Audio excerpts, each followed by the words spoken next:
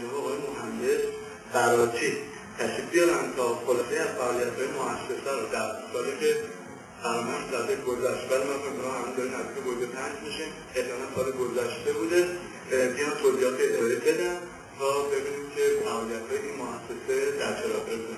خواهش می‌کنم که با تشریف‌های گرم خودتون میشه هدایت کنید.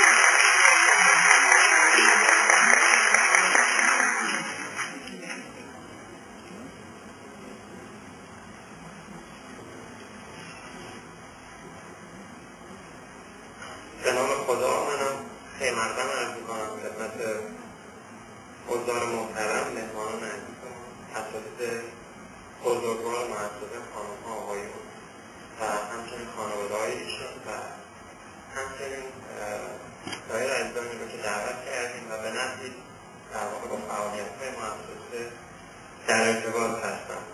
من زیاد بنا ندارم سخنرانی کنم یا حرف بزنم، چون گفتنی‌ها رو خدمت اساتید عزیزمون همکارامون گفتیم، خدمت دوستان ارتباط تنگاتنگی داشتیم باشیم، هم دانشجویان هم اساتید. ولی خب بر اساس باز خدمتی که از سری پیش داشتیم در واقع در نمایش که الان هستش در خدمتتون هستیم و یک گزارش مختصری رو از برنامه‌هایی رو که در گذشت در سال گذشته موفق بودیم و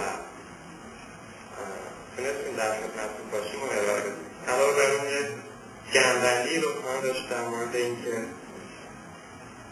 برنامه‌های آتی مؤسسه در زمینه گسترش آموزش زبان انگلیسی به چه ترتیبی هست، در مورد اون هم یه سری توضیحات رو میدیم.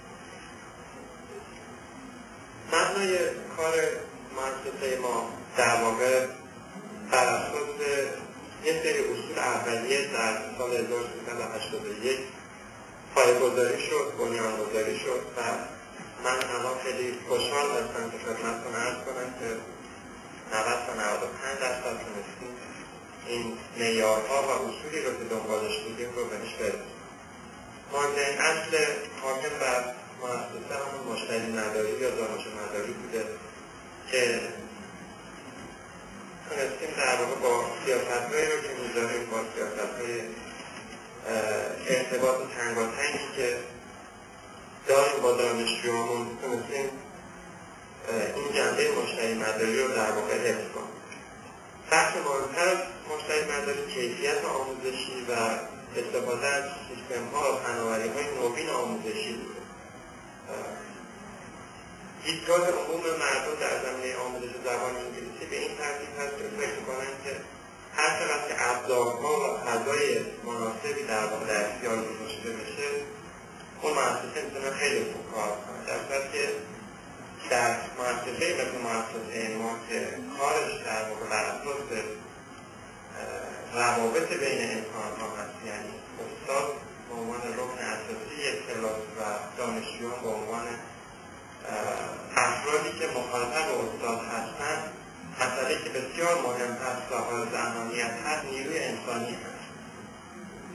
در مدیریت قانونی کشور متاسفانه چیزی که بهش پرداخته نمیشه و بسیار هم مهم هست، ارزش نیروهای انسانی هم یک مجموعه داره و خیلی جاها زمانی که یک کارخونه‌ای رو یا یک مجموعه خدمات یا صنعت رو ارائه میده، با داشته‌ها و سرمایه‌های فیزیکالش یا فیزیکیش اون رو مقایسه می‌کنن با سایر مکان‌ها.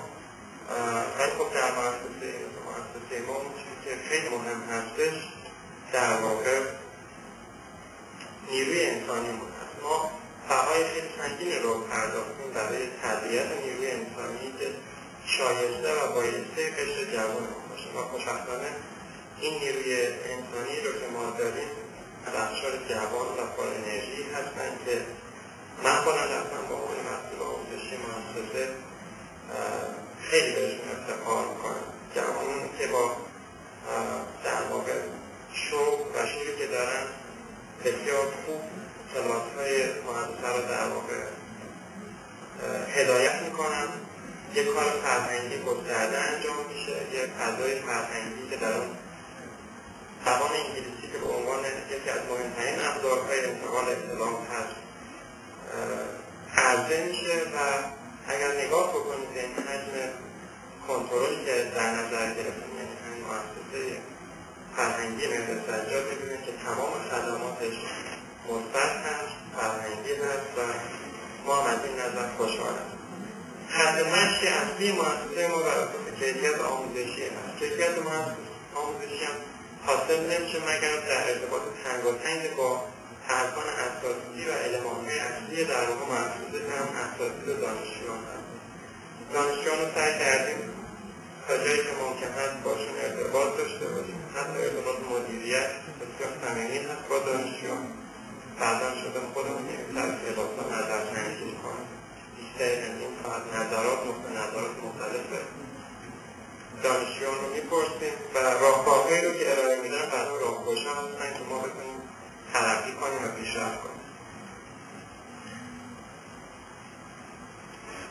اون چیز دیگه‌ای که خیلی اهمیت داره در مؤسسه و نداشتیم در واقع به سمت رکود بره، استفاده از سیستم‌های نوین و فناوری‌هایی بوده که ارائه شده در نقاط مختلف دنیا و خوشبختانه چون زبان انگلیسی خودش به عنوان انتقال دهنده این فناوری هستش، بسیار سریع ما داریم با رشدی که در زمینه ELT یا English Language Teaching هست با دنیا حرکت می‌کنیم.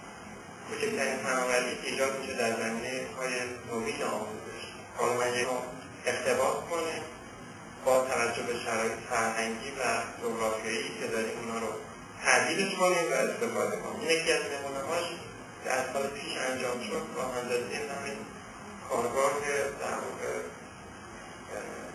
آموزش زبان بود که حالا اسمش رو به اختصار TBL یا Task Based Learning گذاشتیم. در این کارگاه همونطور که مستحضر هستیم بهترین روش یادگیری زبان انگلیسی در واقع قرار گرفتن در موقعیت‌هایی هست که شما در آینده نزدیک قرار بگیرید. به عنوان مثال می‌خوام بریم یک کشور یک هتل و یک اتاق رزرو کنید. خب این نیازمند این هستش که شما در واقع مسلط باشید که در شرایطی که قرار می‌گیرید بتونید اون شرایط رو در واقع از پسش بر بیان یا هندل کنید. این کارگاه این اجازه رو به شما میده که در همون موقعیت که به صورت فیزیکی در واقع متأسفی شده شما قرار بگیرید، یه سری کانورسیشن ها یا یه سری مکالمات پیش در واقع فرض رو به شما میده و شما رو